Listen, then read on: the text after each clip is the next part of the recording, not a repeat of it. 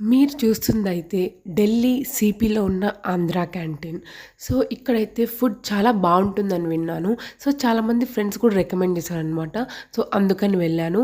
First menu చూసాను. Prices అయితే కొద్దిగా ఓవర్ ప్రైస్డ్‌గానే ఉన్నాయన్నమాట.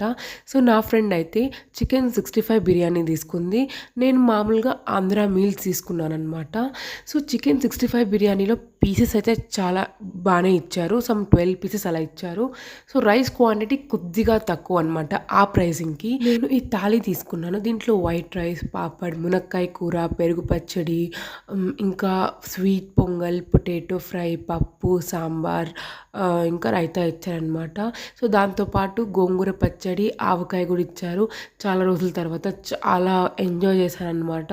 So, rice quantity as usual చాలా తక్కువ ఇచ్చారు. సో, బీన్స్ కర్రీ ఇచ్చారు. ఇంకా పొడి, నెయ్యి కూడా ఇచ్చారనమాట. సో, ఫస్ట్ ఇంకా పూరి కూడా ఇచ్చారు. సో, ఇంకా ఫస్ట్ నేనైతే పూరి ఇంకా కుర్మా తిన్నాను. దాని తరువాత నెయ్యితో తిన్నాననమాట. హెవెన్ అసలు మన ఫుడ్ ఎక్కడైనా మన ఫుడ్డే. సో, గోంగూర పచ్చడితో అయితే కిర్రాక్కునింది.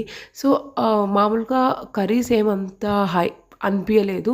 But okay. ఒక్కసారి వెళ్ళి ట్రై చేయొచ్చనమాట. సో, ఇంక నేనైతే లాస్ట్‌లో ఆ పాపడ్ని అట్లే వదిలేసాను. లాస్ట్‌లో తిందాం అనుకుంటూ. ఇంకా నా ఫ్రెండ్ దగ్గర కొద్దిగా బిర్యానీ కూడా టేస్ట్ చేశాను.